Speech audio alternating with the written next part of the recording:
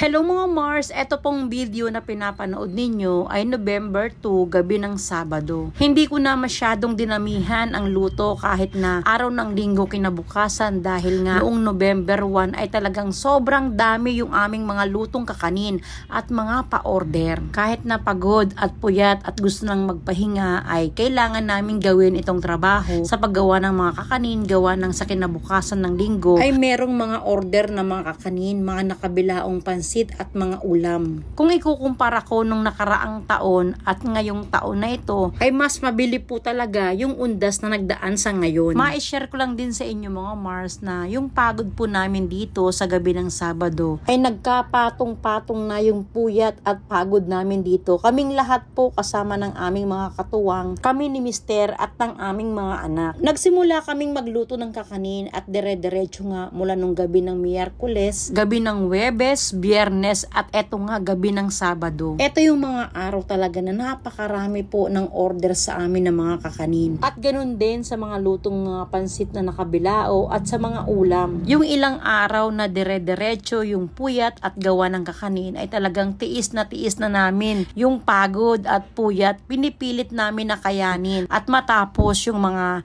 naka-schedule na mga order ng customer. Kahit na meron na kaming mga katuwang dito sa tindahan at kasama pa ng aming mga anak, ay talagang sobrang nakakapagod Mars kahit puro luto lang ang ginagawa namin ni Mister, gawa ng mas dumami kasi yung mga nag-o-order at mas dumami rin yung mga customer namin na nagpupunta dito sa aming tindahan. At dahil parang sa pakaramdam ko nga ay lumalaki na yung demand na nag-o-order o bumibili sa amin ng pagkain, naiisip ko na rin na i-expand o magdagdag pa ng tao dito sa aming tindahan. Matagal ko na rin na plano ang kumuha pa ng tagaluto. Kaya nga lang hindi pa nagagawa yung isang lugar na paglalagyan ng lutuan. Para doon ko i-assign yung makukuha kong tagaluto, yung sobrang abala at palaging kaming merong order at laging bukas yung aming tindahan, ay wala rin kaming oras para maharap yung bagay na yun. At dito nga sa video ko ay gusto ko lang din mag-thank you sa isa naming katuwang na si Marinel na kahit na siya lang mag-isa ang nag-overtime ay talaga namang tinulungan niya kami sa paggawa ng mga kakanin. Sabado kasi ito at sahod, yung iba ay mas pinili ang umuwi. Pero si Marinel ay nagpaiwan. Sobrang na-appreciate ko yung ganung tao. At dito nga mapapanood ninyo yung mga naluto naming pa-order sa araw ng linggo. Alam nyo Mars, sa araw na ito ay parang tinatamad na akong gumawa ng video, gawa ng naiipon na nga lang sa cellphone ko lahat ng mga kailangan kong i-edit na video at hindi ko talaga nahaharap. Kaya nga sa araw na ito ay kaunti lang yung video yung nagawa ko. Ma-share ko lang din sa inyo Mars yung nararamdaman ko. Alam nyo, nakakaramdam ako ng yung sobrang abala sa pagluluto.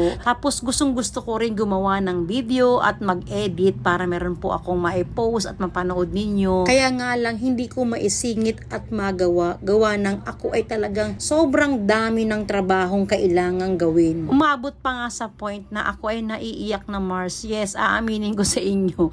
Napaka-OA ko. Pero mahal ko po ang pag-upload ng video, pag-edit ng video. Kaya lang nauubusan ako ng oras dahil sa sobrang dami ng aking mga luto. At sabi ko nga, yung pinapangarap po na makakuha ng tagaluto para mas magampanan ko ng maayos ang pag-e-edit at pagpo-post, tapos pag-manage ng hanap buhay na meron kami ni Mister. Sa kabila ng maraming mga hindi magandang nangyari din dito sa mga nakaraang araw sa page, yung isang customer na nagalit sa kanyang in-order na pagkain. Gagawan ko po yun ng vlog Mars para mas maunawaan ninyo. Pagkatapos ng mga nangyari ay mas dumami pa nga ang mga nag-order ng pagkain dito kay Tatas Food Shop. At yun lang mga Mars, maraming salamat po.